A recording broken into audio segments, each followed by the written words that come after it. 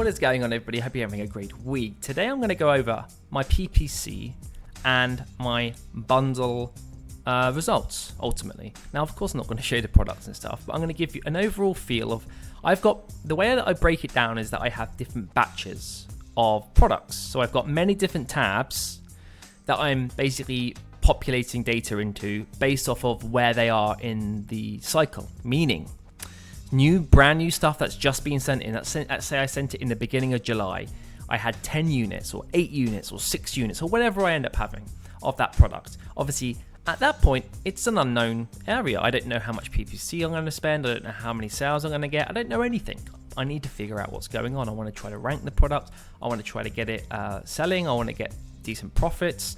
And obviously, I don't know what's going to really occur until I start selling it. So I'm basically separating everything into different batches. So the oldest bundles, the ones that I don't need to look at as often, I understand the best price to sell it at, to generate X amount of sales per month, for example. The sweet spots, what you want to call it. You want to figure out, just because I'm making 200% ROI, is that really where I want to be selling it? If I sell it for 100% ROI, but I get 3-4 times the amount of sales, maybe that is where you need to be selling it. And also, maybe you're spending too much on PPC for a specific product. Is it even worth continuing to sell that? It might look great on ProfitProtectorPro when you're analyzing the data, but the PPC is basically generating all of the sales. There's no organic, and therefore the actual overall ROI for that batch of specific product against all those units sold that month is actually not as great as you thought. And so all of these things kind of play hand in hand, and it's worth separating them out, I found, based off of where they are. So I think 3 stages is probably right.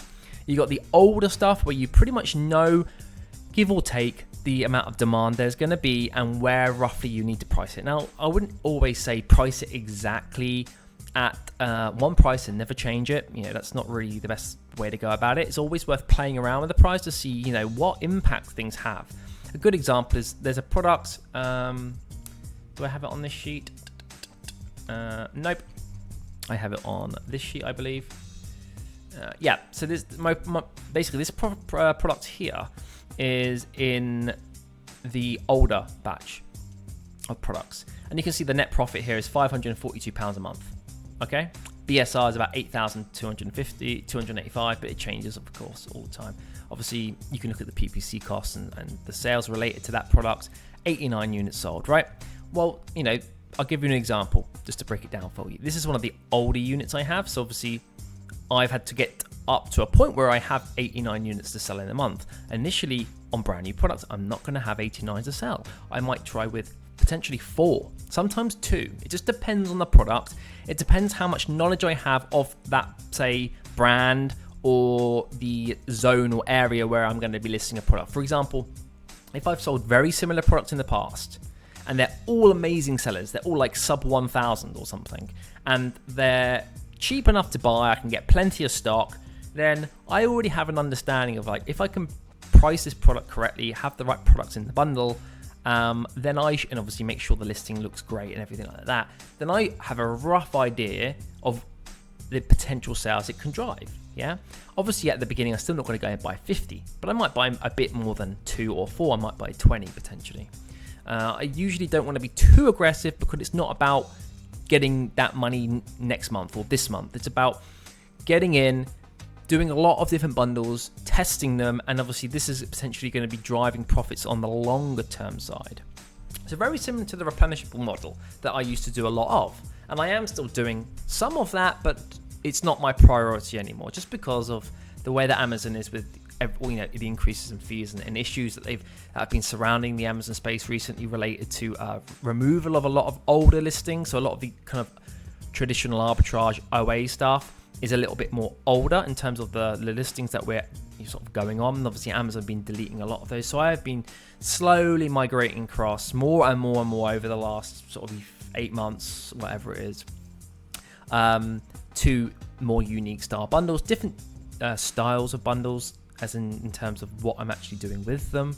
But you can kind of see that there's products like this that I've been selling for many months, and I've got a good feel for how many it can sell. But a good point that I was just going to add that I completely forgot to say is that you know, I was selling this at like $11.99, $10, basically anything from $9.99 to $14.99. I was playing around with the price. So I would literally manually play around with the price from day to day because I'm interested to see how many sales I can generate based on that price.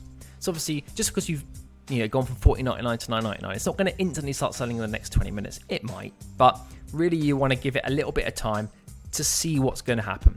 And what I noticed with this product is that even though for all my products, pretty much will have an automated function on ProfitProtectorPro, basically saying when it drops below like 2 units or 3 or whatever, depending on the product, it will always go to max price so that I can restock. Basically, I want to sell out my last couple of units at a premium. If people really want it, they can buy it. I only have a couple left. I know this, for example, this product here, it sells 2 to 5 or 6 a day or whatever it is.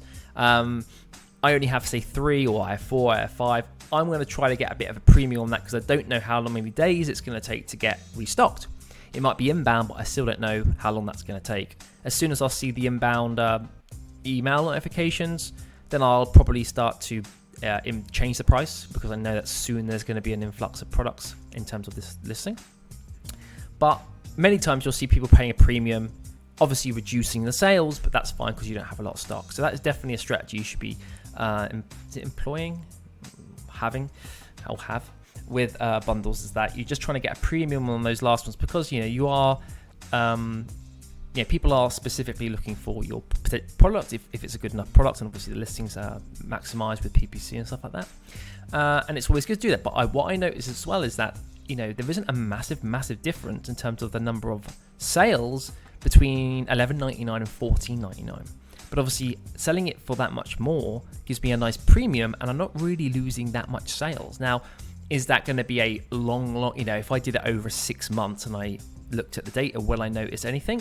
Maybe not. But in terms of like looking day to day, a couple of days a week, there isn't a huge difference. So it's very important to be having and splitting your products in terms of new products that you're creating into sort of their own little, subcategories, I guess you could call them. You want to have the brand new stuff, which you're very, very open to playing around with the price, playing around with the PPC, playing around with the listing in terms of like editing the listing, changing the photos, doing whatever you want. Obviously not in excess, but if there's little tweaks here and there that you think are going to be beneficial, I am doing little tweaks here and there. Maybe just 1 or 2 a month, potentially, not on everything, but it is an option. Making sure I'm updating potentially the information on that listing, as in there's lots of options that you can select in terms of detailing. When you go in and edit, there's all that information that you got to fill in. Obviously, the more the merrier. The more you're able to provide, the better it is. Keywords and stuff like that. So it's basically like an experimental phase. You're not sure exactly where the price needs to be. Of course, you have your buy price and you need to sell it at a certain price. But again, you don't know how much the sponsored products will be. So you can see here, some of the sponsored products, this is £8, but there's 10 sales, so not so bad. This is £5, but for 89 sales, so it shows there's a lot of organic reach there. Now you can see some here, no cost at all, no cost at all, no cost at all. So these are all driven by organic, which is a good thing. You don't, longer term, obviously, yes, you can still have sponsored products on to drive sales, just like you would with standard arbitrage like penny PPC. But again, if it's money that you're spending and maybe you don't need to, maybe you can't fulfill the demand for this, so why spend an extra $5.57 when you can't even fulfill the current organic demand, right? And it's very interesting just to analyze. And look, this one here, 2 sales, but £7.87 in terms of fees for the PPC. So and you can see here, actually, I'm making a loss. Well, does that mean it's a bad product? Maybe, but maybe not as well.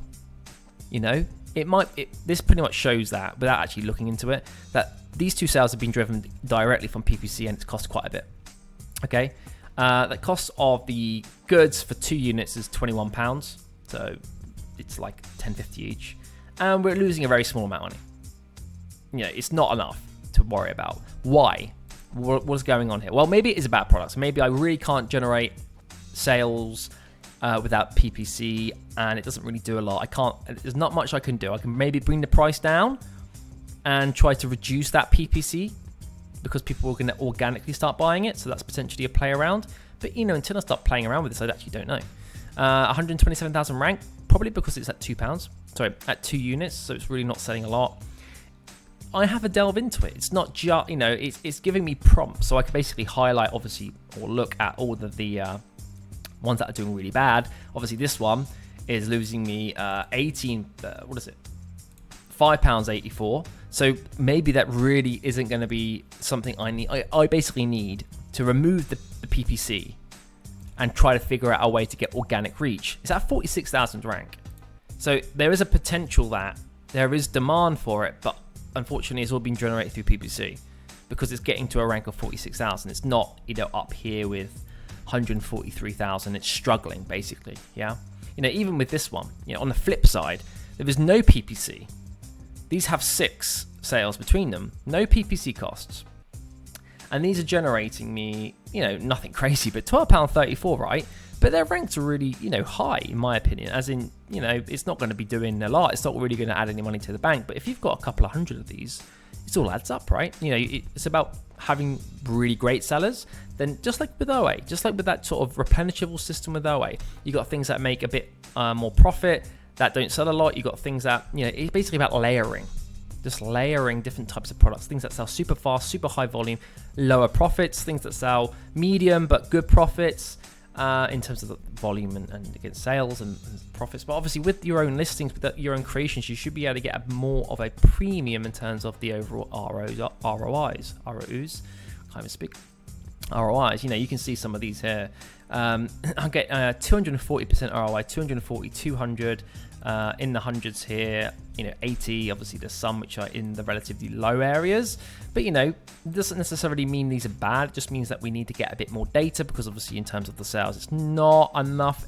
Like, you know, when you do a test, a sample test, you need a bigger sample to really get a better overall feel for these. So what you can do over time is you can start adding these month to month and working out which ones you still need to look at and delve into, because you're not quite sure if it's something you want to continue selling long term.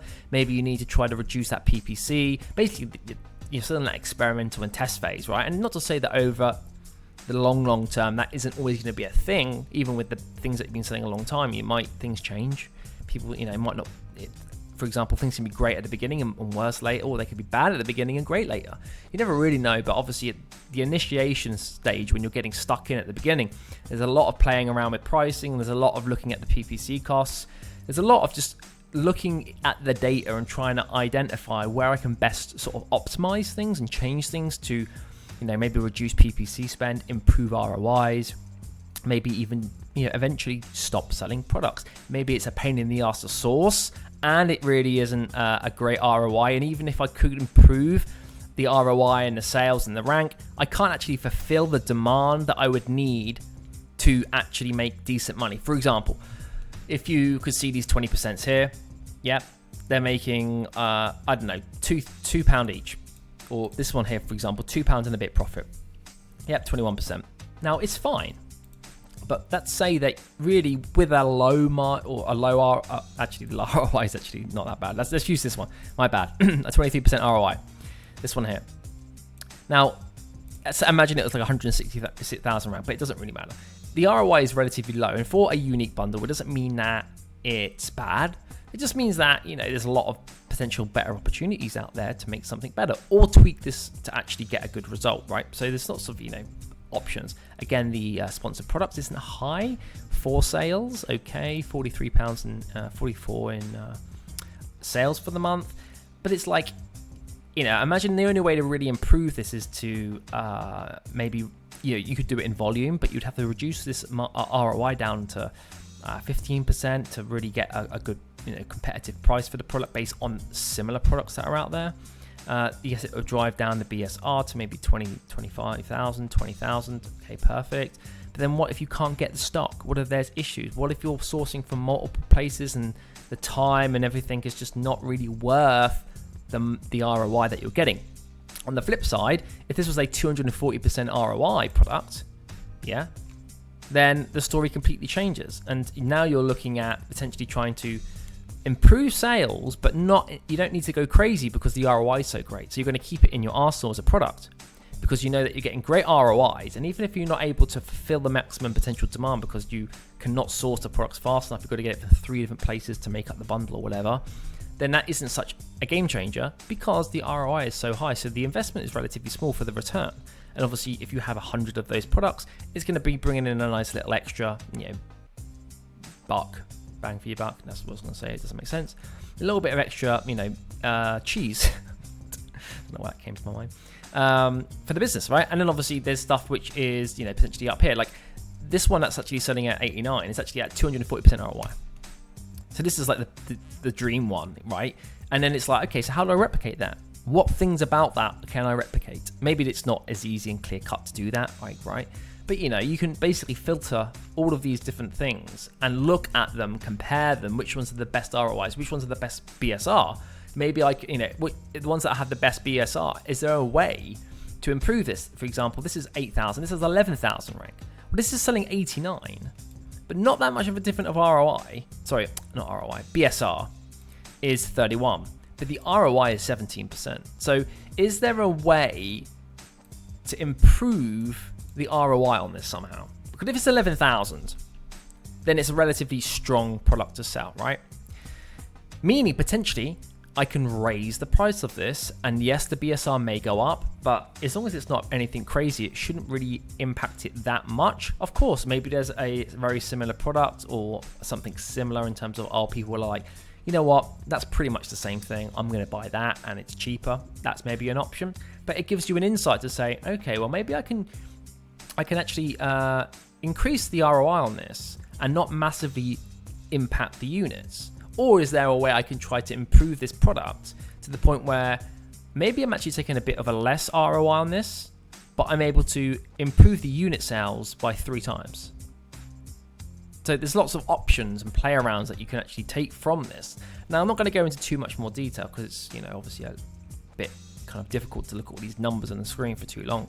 But you kind of get where I'm going with this. So, I'm basically splitting everything into 3 groups. Brand new stuff I'm still, playing around with, but I have a not good idea of like the rough prices and the ROIs that it's generating for me. And then more of this sort of older batch products, which is stuff I'm pretty sure I know exactly what I'm doing with it based off the data I'm getting now.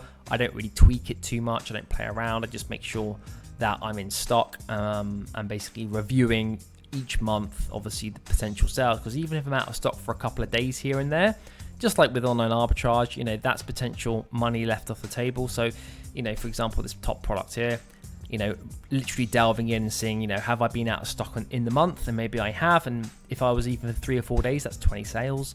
20 sales would be at a... Oh, it doesn't show me the profit per unit on here, but for example, you would work out the profit that is potentially lost. So you don't even need to necessarily focus on creating new bundles. You just need to focus on optimizing the stock flow, for example, of this product. You don't even need to worry about the PPC on this. You don't need to worry about the buy price. You don't need to worry about anything else because you've got that all nailed down. It's just that you need to make sure that you're now in stock. So there's always going to be those things that are ongoing and more management tasks, but if you've got a fully trained virtual assistant, that is something that you can outsource to them anyway. So I'm going to leave the video there. Obviously, just a little bit of an overview. Many people that are doing bundles and everything will probably have a good idea of what I'm talking about and do probably even more than what I'm talking about here, but this is just more of a sort of easy video trying to get people just to understand a little bit of how I'm sort of doing things. And again, there's no right way to do it. Obviously, everyone has their own strategy and style, and it's just nice to share a bit of bundle creations, and yeah, that's pretty much it. So anyway, enough from me, everyone. Hopefully you enjoyed this one, and I'll see you next time. Bye.